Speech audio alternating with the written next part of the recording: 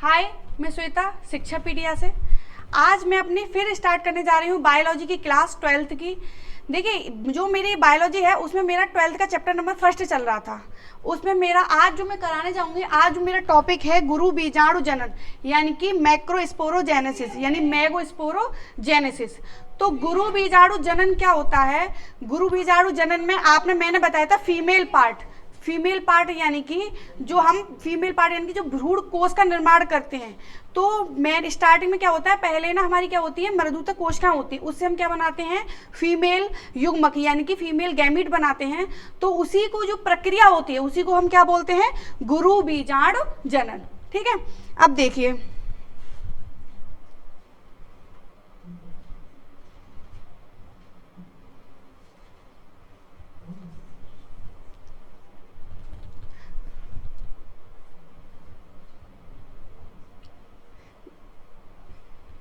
देखिए गुरु बीजाणु जनन को कराने से पहले मैं आपको थोड़ा सा दिखा दूं कि मैंने अपनी प्रीवियस क्लास में क्या कराया था। तो देखिए, मैंने अपनी मेरी जो प्रीवियस क्लास थी, ठीक है, उसमें मैंने आपको पुष्प के बारे में बताया था। तो पुष्प कितने चक्कर बताए थे? मैंने 4 चक्कर बताए थे। उसको मैं डायग्राम के माध्यम से आप लोगों को बता रही हूँ। देखिए, ये वाला पार्ट है, ये हमारा क्या कहलाता है, हमारा पुष्प व्रंथ। ठीक है, ये हमारा क्या कहलाता है, दल पुंज। क्या है हमारे, ये दल पुंज। ठीक है, ये क्या है हमारा, पुष्प व्रंथ। इसके नीचे जो ये हरी हरी सी पत्तियां दिखाई दे रही हैं आपको, ये कहलाती है हमारी बाह्य दल पुंज। बाह्य दल पुंज। ठीक है, अच्छा, अब जो बीच में आपको ये वाले पार्ट दिखाई दे रहे हैं, ये हमारे कहलाते हैं पुमंग कह दो या फिर इन्हें पुंकेसर बोल दो। यानी कि बहुत सारे हैं तो कहलाएंगे पुमंग, और एक है तो क्या कहलाएगा, पुंकेसर। जो किसका काम करता है, मेल का। ये हमारे बीच में पार्ट दिखाई दे रहा है, इसको हम बोलते हैं स्त्री केसर। स्त्री केसर। ठीक है, यहां तक तो इतना तो मैंने आप लोगों को करा ही दिया था अपनी प्रीवियस क्लास में। देखिए, आपको अगर ना दिख रहा हो उसमें, तो इसमें देखिए डिटेल में मैंने आपको दिखाया। ये क्या है हमारे, पुंकेसर। ठीक है, अच्छा, पुंकेसर का जो ये ऊपर वाला ये पार्ट, ये हमारा क्या कहलाता है, पराग कोश। क्या कहलाता है, पराग कोश। यानी कि ये ऊपर वाला पार्ट हमारा कहलाता है पराग कोश। इसी में हमारे क्या भरे हुए होते हैं, पराग कण। अच्छा, अब जो ये वाला, ये हमारी जो ये है, ये क्या कहलाता है हमारा, स्त्री केसर। और मैंने आप लोगों को बताए थे स्त्री केसर के कितने भाग होते हैं, 3। ऊपर वाला जो ये भाग है, ये हमारा कहलाएगा वर्तिकाग्र यानी कि स्टिग्मा। ठीक है, ये हमारा कहलाता है वर्तिका यानी कि स्टाइल।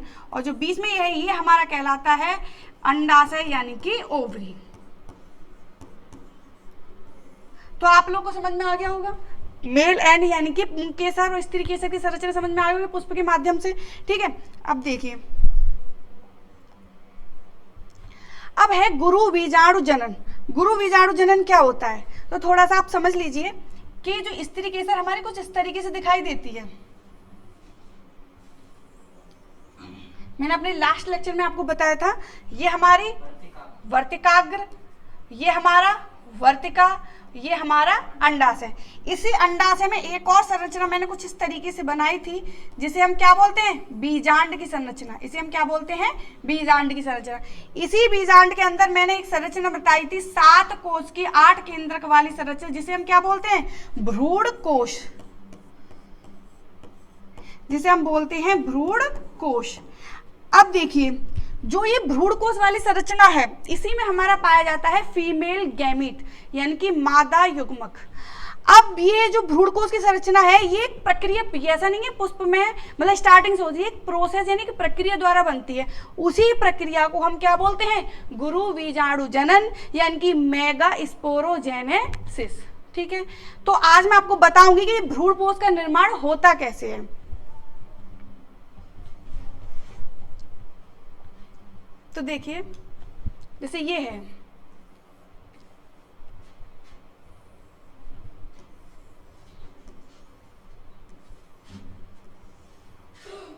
ये हमारी किसकी संरचना है, बीजांड की संरचना। ठीक है, तो इसमें क्या होता है, जो ये अंदर है इसको बोलते हैं बीजांड काय, इसको बोलते हैं हम बीजांड काय। ठीक है, जो ये बीजांड काय है इसी के अंदर मैंने बताया था क्या पाया जाता है, भ्रूण कोश।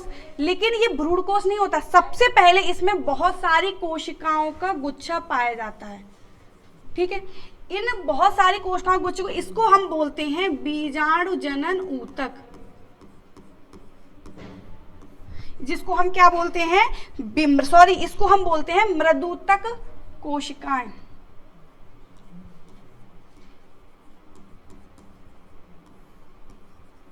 इसको हम क्या बोलते हैं, मृदूतक कोशिका। ठीक है, अब देखिए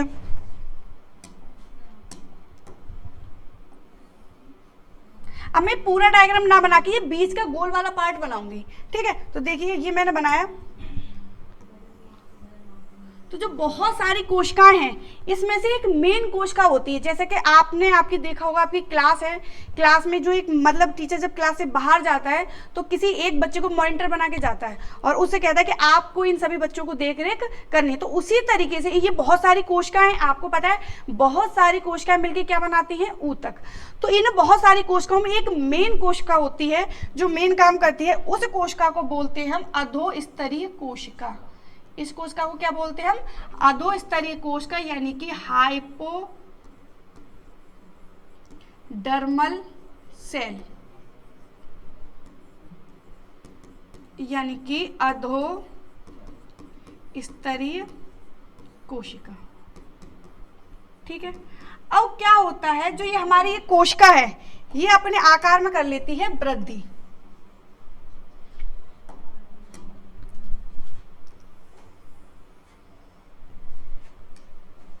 यानी कि इसने अपने आकार में क्या कर ली, वृद्धि, यानी कि बढ़ गई, ग्रोथ कर लिया।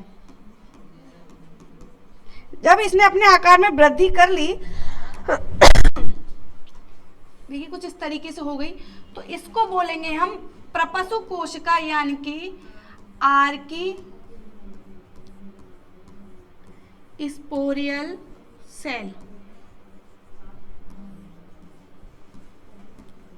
यानी कि प्रपशु कोशिका। ठीक है, इसे क्या बोलते हैं, आर्की स्पोरियल सेल, यानी कि प्रपशु कोशिका। अब क्या होता है, जो ये प्रपशु कोशिका होती है इसमें विभाजन होता है हमारा, और विभाजन हमारा कौन सा होता है, अर्धसूत्री विभाजन होता है।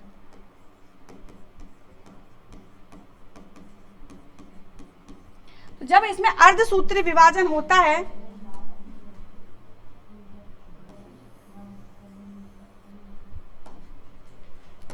तो इससे हमारे दो कोशिकाएं बनती हैं।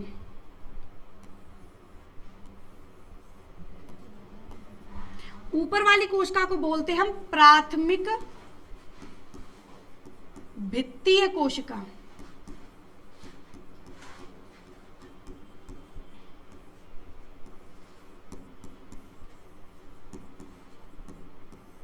यानी कि प्राइमरी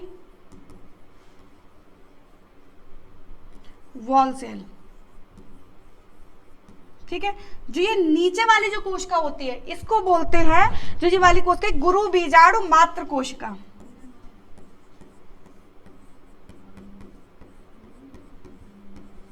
गुरु बीजाणु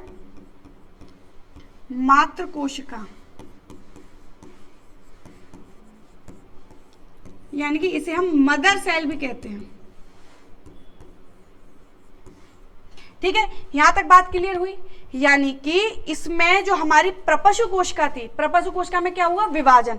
तो इससे कितनी कोशिकाएं बनी, दो। अब ये दो कोशिकाएं थी, इसमें भी विभाजन हुआ अर्धसूत्री, तो इन कोशिकाओं से बनी हमारी चार कोशिकाएं।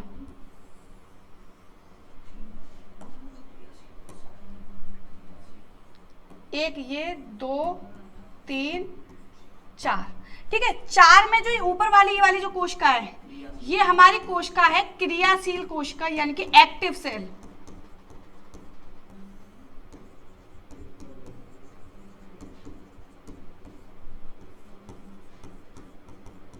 यानी कि एक्टिव सेल।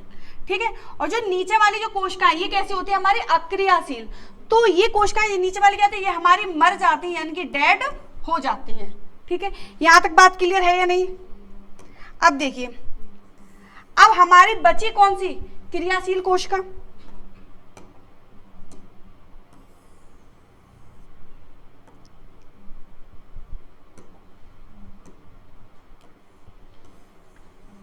हमारी ये बची क्रियाशील कोशिका। अब इस क्रियाशील कोशिका में विभाजन होता है। अब यहां विभाजन होगा हमारा समसूत्री।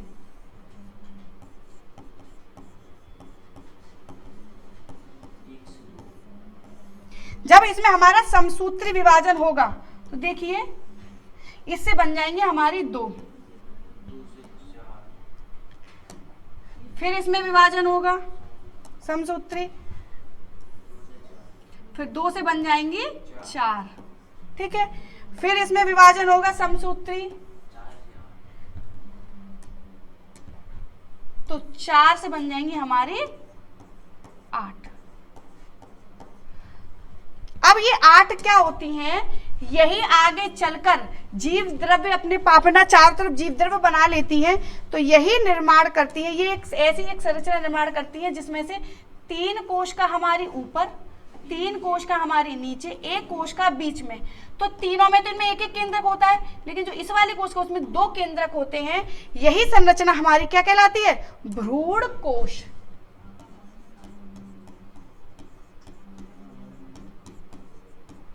यानी कि एम्ब्रियो सेक। समझ में आया? फिर सुन लीजिए, ये जो आप पूरी जो कोशिका है यानी कि मृदुतक कोशिका से भ्रूण कोश बनने की जो एक प्रक्रिया है, इसी को हम क्या बोलते हैं? गुरु बीजाणु जनन।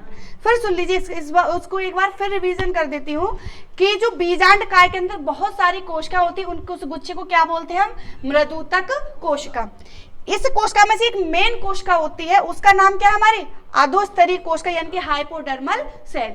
ये कोशिका अपने आकार में क्या कर लेती है? वृद्धि। इसका नाम क्या हो जाता है? प्रपशु कोशिका यानी कि आर्किस्पोरियल सेल। इसमें विभाजन होता है अर्धसूत्री। तो कितनी कोशिकाएं बनती हैं? 2। ऊपर वाली प्राथमिक भित्ति सेल, नीचे वाली गुरु बीजाणु जनन मात्र कोशिका। जब इसमें विभाजन होता है तो कितनी कोशिकाएं बनती हैं? 4।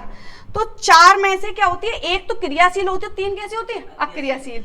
तो जो क्रियाशील वाली होती है वो अपना आकार वृद्धि करके, इसमें विभाजन होता है समसूत्री, तो कितनी बनती है? 2। इसमें भी समसूत्री विभाजन 4, इसमें भी समसूत्री विभाजन 8। ये 8 कोशिकाएं क्या करती है? अपने पास जीव द्रव्य का मतलब इकट्ठा करके निर्माण करती है किसका? भ्रूण कोश का।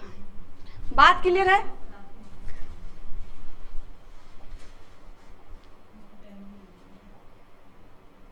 देखिए, जैसे कि इसमें आपको दिखाई दे रहा है, ये है हमारी कौन सी? मदर सेल्स, ठीक है। वो वाली आर्किस्पोरियल सेल, इसमें कौन सा विभाजन हो रहा है? मियोसिस। मियोसिस मतलब अर्धसूत्री विभाजन। जब इसमें अर्धसूत्री विभाजन हो तो कितनी बनी? 2। प्राथमिक भित्तीय और गुरु बीजाणु मात्र कोशिका। जब इसमें भी अर्धसूत्री विभाजन हुआ तो कितनी बनी? 4। 4 में से 3 क्या हो जाती हैं? डेड हो जाती है। एक होती है हमारी क्रियाशील कोशिका। इसमें विभाजन हुआ, अब कौन सा विभाजन? माइटोसिस यानी कि समसूत्री।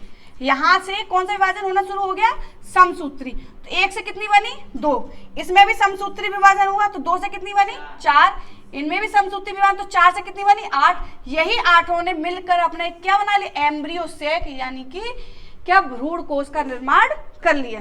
यहां तक बात क्लियर है?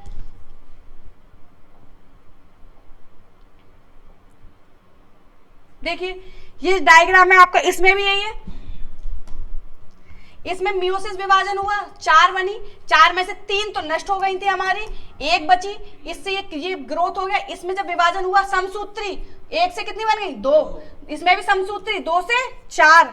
4 में भी समसूत्री विभाजन, तो हमारी क्या बन गया? हमारा भ्रूण कोश बन गया। ये हमारा प्रॉपर भ्रूण कोश बन गया। बात क्लियर है?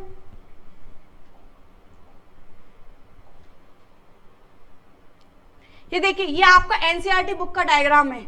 इसमें भी कुछ नहीं, 2 है। इसमें विभाजन हुआ तो 2 से कितनी बन गई? 4। 4 में विभाजन कितना हुआ? 8। इन्हीं 8 ने अपने पास जीव द्रव्य मतलब कर लिया। ये 2 केंद्र के बीच में आ गए। इसी से हमारा प्रॉपर क्या बन गया? हमारा भ्रूण कोश बन गया। यानी कि आप इसकी डेफिनेशन में थोड़ा सा लिखोगे तो क्या कहेंगे कि बीजांड द्वार के सम्मुख पाई जाने वाली गुरु बीजाणु मात्र कोश का। अरे मैं मदर सेल्स बना रही थी ना गुरु बीजाणु मात्र कोश का, उसी से ही तो हमारा भ्रूण कोश बना, मम्मी से ही तो बच्चा बनता है ना। तो वही चीज मात्र कोशिका से परिपक्व भ्रूण कोश के निर्माण की प्रक्रिया क्या कहलाती है? हमारी गुरु बीजाणु जनन कहलाती है। बताइए यहां तक कोई डाउट? तो आज की जो मेरी क्लास थी वो बस यहीं तक थी, क्योंकि मैंने आपको आज की जो क्लास थी उसमें आपको क्या कराया था? मैंने गुरु बीजाणु जनन यानी कि मेल गैमेट बनने की एक प्रोसेस यानी प्रक्रिया के बारे में बताया था।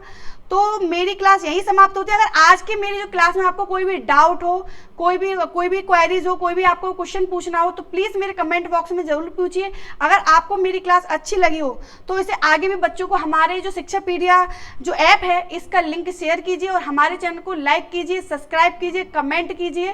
थैंक यू, धन्यवाद।